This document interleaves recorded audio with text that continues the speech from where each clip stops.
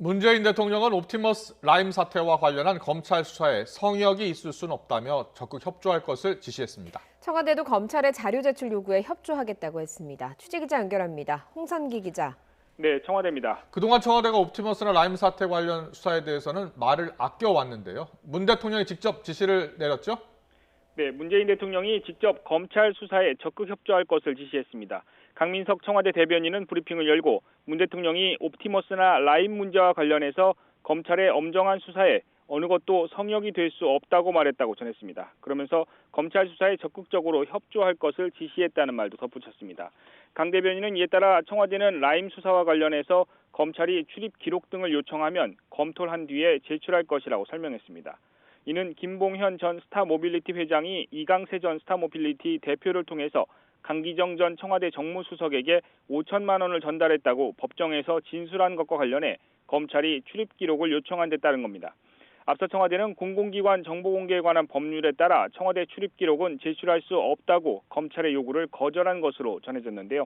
문 대통령의 지시로 자료 제출 쪽으로 입장을 전환한 겁니다. 강민석 청와대 대변인은 그러나 검찰에서 요청했던 CCTV 자료는 존속기한이 지나서 존재하지 않는다고 밝혔습니다. 이강세 전 스타모빌리티 대표가 강기정 전 수석을 만나기 위해 청와대에 들어온 지난해 7월 당일 CCTV 화면은 이미 보존 기간이 끝나서 협조하기 어렵다는 뜻입니다. 이와 관련해 청와대 고위 관계자는 이미 강 전 수석이 이 전 대표와 청와대에서 만났다는 점에 대해서는 인정을 한 만큼 CCTV 존재 여부가 크게 의미 있는 부분은 아닌 것으로 보인다고 설명했습니다. 청와대는 그러나 옵티머스 사태와 관련해 옵티머스 주식을 차명 보유하고 있다가 문제가 불거진 뒤 사표를 낸 이모 전 행정관에 대해서는 말을 아꼈습니다. 청와대 핵심 관계자는 청와대 인사 검증 문제에 대해서는 확인해주기 어렵다며 이 전 행정관이 어떤 경로로 청와대에 근무했는지에 대해서는 밝힐 수 없다고 말했습니다. 그러나 이 전 행정관이 오는 23일 국회 정무위 국정감사에 여야 합의로 증인으로 채택된 만큼 의혹 해소에는 어려움이 없을 것으로 보인다는 게 청와대 입장입니다.